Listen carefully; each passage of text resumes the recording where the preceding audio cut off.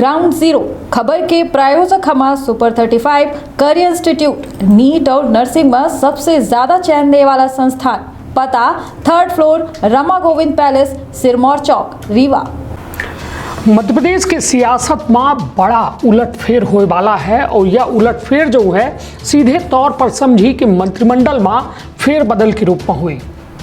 काहे कि कई बेकयास लगाए गए कि मंत्रिमंडल के फेरबदल होने वाला है, लेकिन कुछ न कुछ शिवराज सरकार और हाई कमान के बीच में अड़चन आए के वजह से यह मंत्रिमंडल के फेरबदल रुक गया।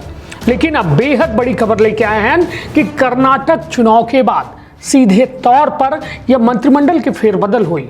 साथ में एक और बड़ी सियासत से जुड़ी खबर लेके आए हैं जो अपना का सोचे माम मजबूर कर दी। तो विधि क्षेत्र के ये पहल बघेली न्यूज चैनल में हम कनिष्ठ तिवारी अपना पंचन का सभी जनन का प्रणाम करी थे और शुरुआत करी थे यह बेहद बड़ी खबर के, जहां अपना पंचन बता दी कि मध्य प्रदेश में कर्नाटक चुनाव के बाद मंत्रिमंडल में फेरबदल लगभग तय माना जा लगा।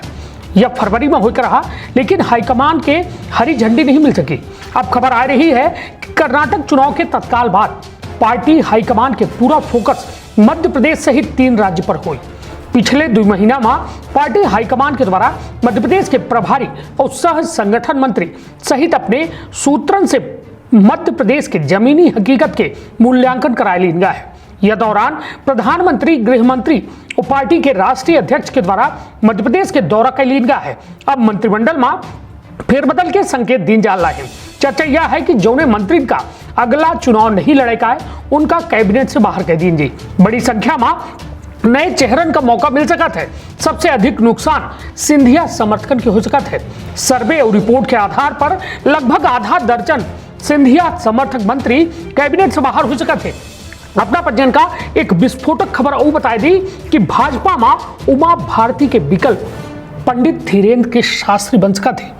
भाजपा का लंबे समय बाद बागेश्वर धाम के पीठाधीश्वर पंडित धीरेन्द्र कृष्ण शास्त्री के रूप में उमा भारती के विकल्प मिल गया है। खबर यह आ रही है कि भाजपा में धीरेन्द्र शास्त्री के लोकप्रियता का जो है बुनावे की योजना बनावे के काम शुरू कर दिया गया है।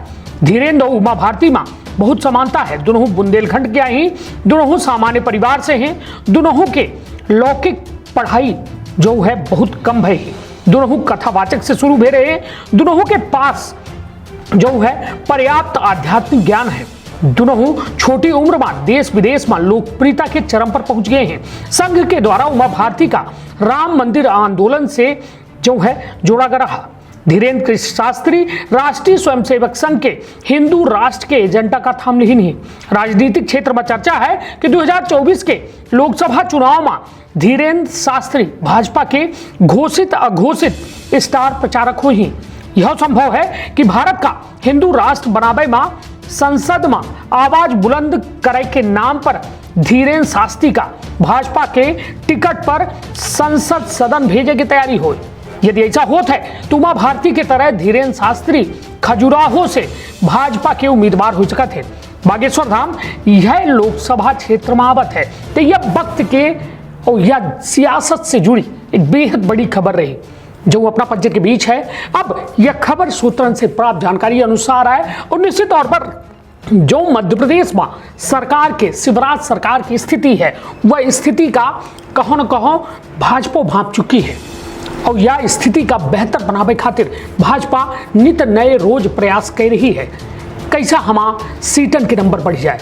हालांकि आंकड़ा तैयार तेजी से बता रहे हैं कि भाजपा 100 के आंकड़ा अभी वर्तमान में यदि आज चुनाव हो तो पार नहीं कह रही है।